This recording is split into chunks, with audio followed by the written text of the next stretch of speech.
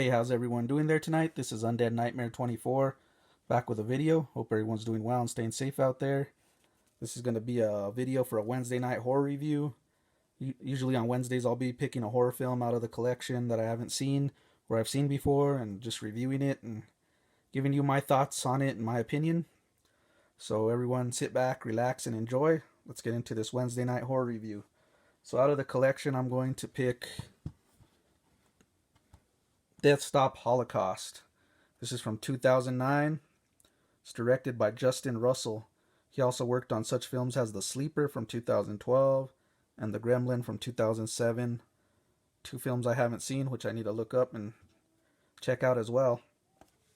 This stars Lisa Krasinski, Jenna Forner, and E. Ray Goodwin. I haven't heard too much on these actors and actresses. This is a slasher film, kind of a backwoods slasher. So let's get into this film. Now we'll get into the plot of it real quick there. Okay, it starts off with we got these two girls, Elizabeth and Taylor. Elizabeth has a dad who's a doctor, and he pretty much has this remote cabin out towards an island that's connected to like a town, and they're pretty much trying to get away there. I guess this family pretty much goes that way, but Elizabeth's mom and the Dr. Tim, the dad, pretty much passed away, so they don't really go out there that much anymore. So they decide to go revisit Elizabeth and her friend Taylor. They're pretty much trying to get out of town and get away from everything. One of them has man problems, Elizabeth, and the other one has a lot of like just city problems. She wants to get out to somewhere, out in the wilderness. So that the dad doctor has a cabin out that way, so they decide to take a road trip that way. And as they're going on a road trip, they notice that there's this white van pretty much following him and stalking him. And he goes and comes as he's following him throughout this area and road and pretty much messing with him. So they start to, grow suspicious.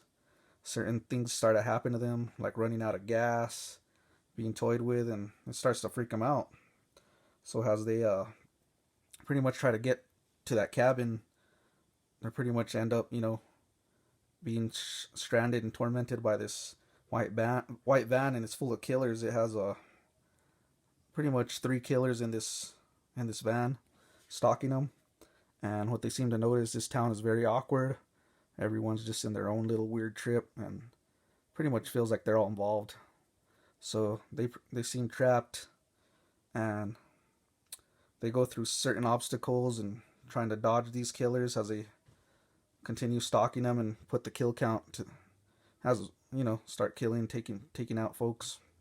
So it's pretty much their survival to get to this cabin before these killers can get them and pretty much kill them. So it's a back and forth battle to get that way, and that's all I can pretty much say without giving spoilers. So that's where I'm going to keep it at.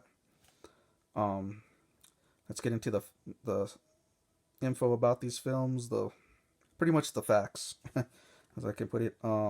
This has a grindhouse feel to it. It even has the grindhouse entrance with the feature presentation. I cannot speak again, guys. Happens once a video. Feature presentation, which I like that grindhouse feel.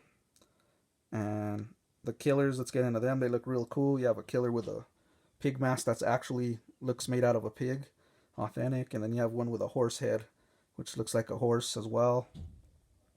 You got the main killer. He's right here on the cover. As you can see, he has a really cool mask. And he looks awesome. They're kind of wearing like these Michael Myers blue overalls. There's even a scene in this film where it's a girl in the bathroom, and it's very reminiscent of Halloween 2018. I'm sure they took a page out of that book. And they do wear the black boots as well. And they drive around in this white van pretty much to take out their victims. Also, the soundtrack, it's hilarious at the beginning because it has the sound.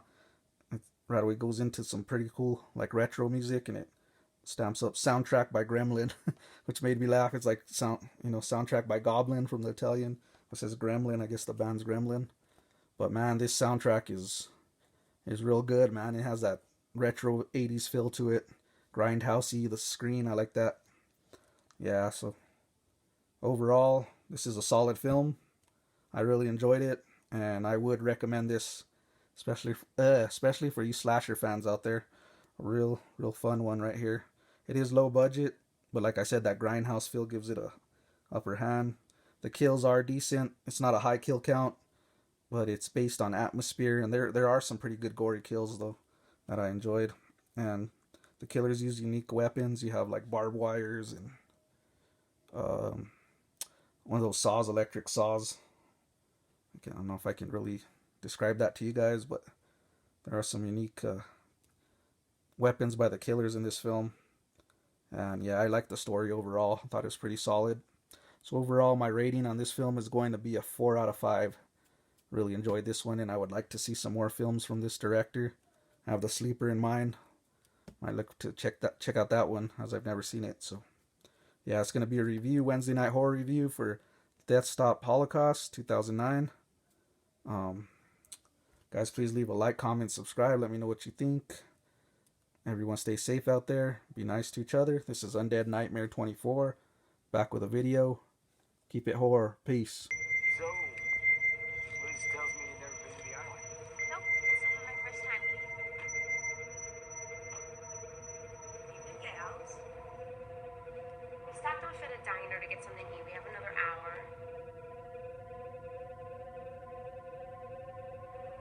Okay, go around.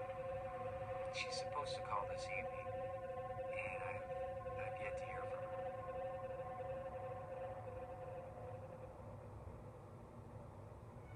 Can anybody hear me?